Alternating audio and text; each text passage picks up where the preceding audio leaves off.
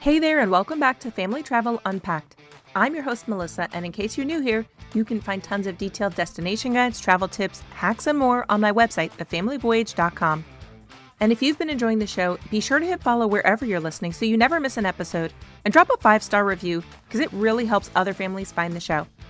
Before I dive into this week's topic, I want to share a quick program note. Summer's officially in full swing, and I have an awesome set of trips lined up. But obviously, that makes it tough to keep up with a regular podcasting schedule.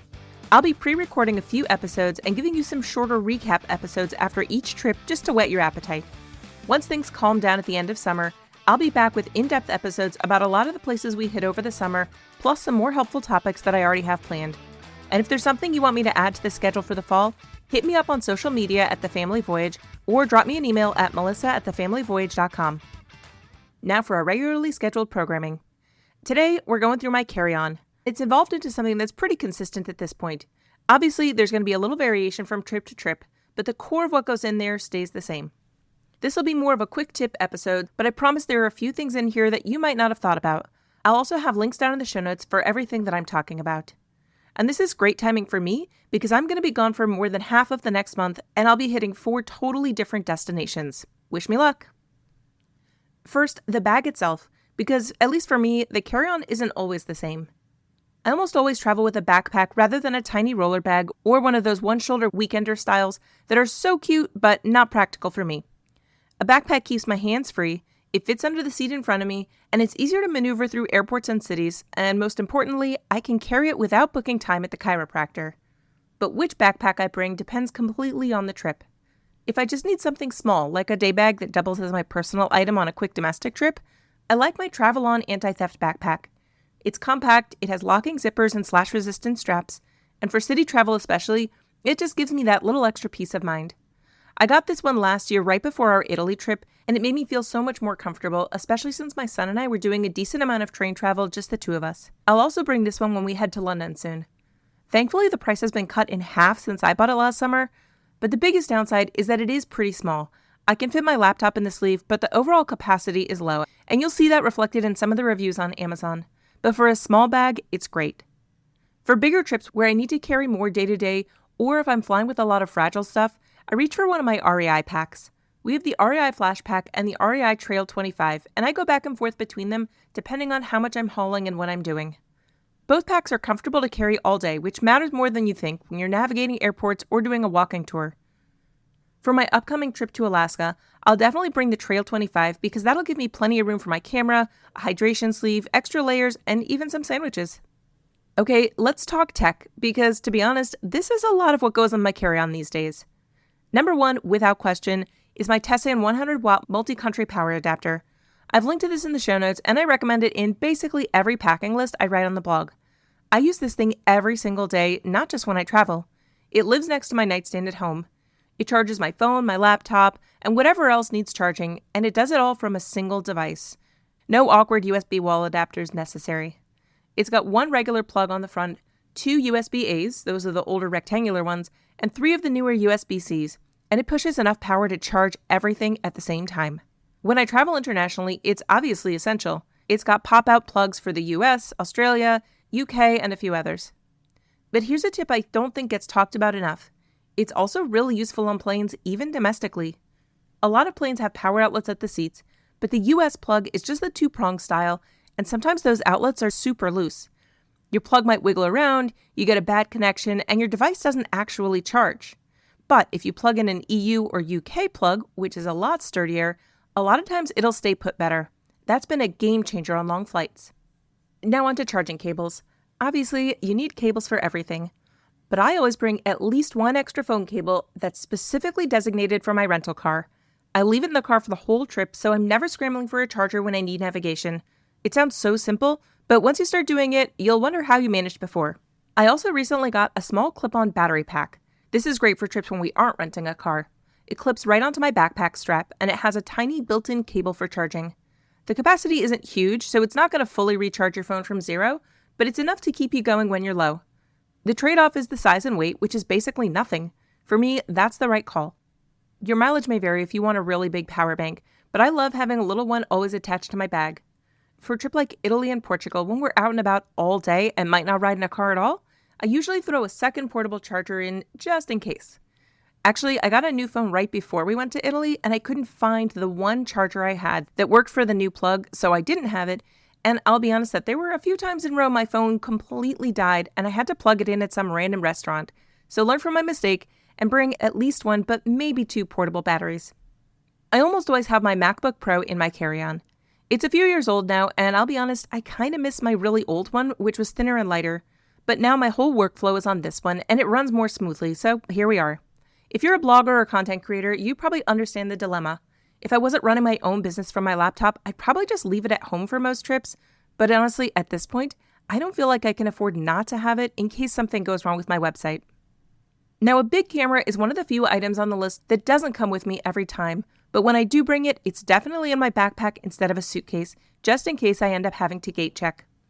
I try to stick with a pretty current model of iPhone since the cameras have gotten really good over the years, perfect for city photography, and that lets me reserve the camera for trips where I'll be doing primarily wildlife photography. So places like Alaska, Iceland, and Costa Rica are perfect examples.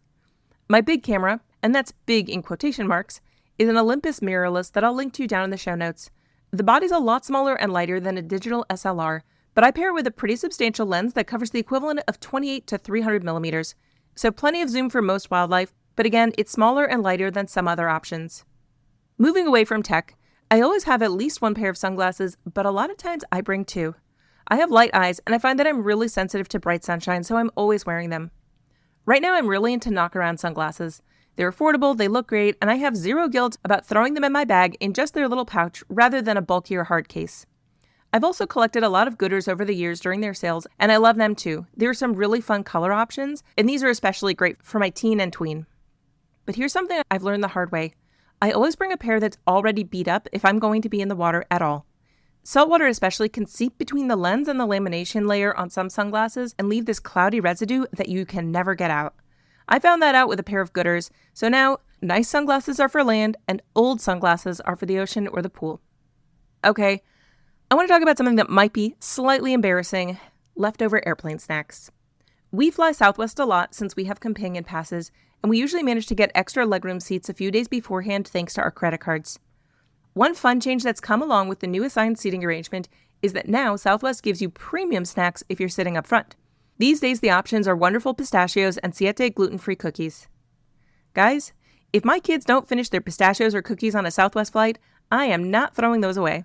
They go right in my bag and come with me into the trip.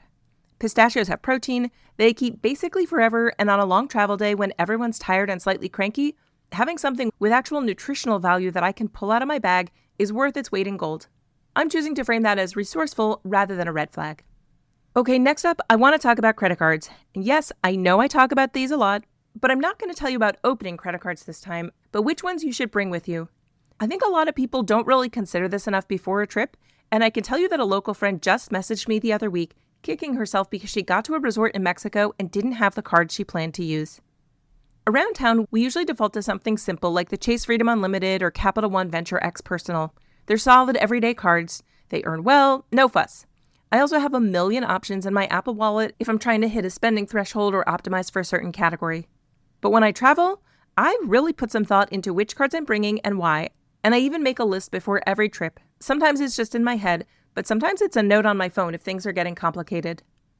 The thing is that there are way more travel situations than you might realize when you need the physical card, not just a digital one. A few things that I'm personally considering.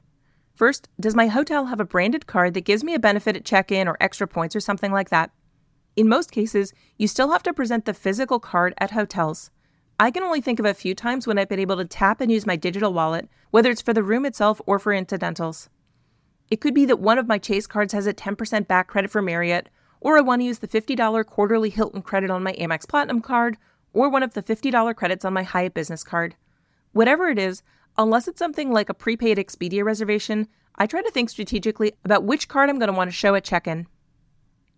Next, if we're renting a car, which card has primary rental car coverage in the country I'm visiting, because that does depend on the terms and conditions.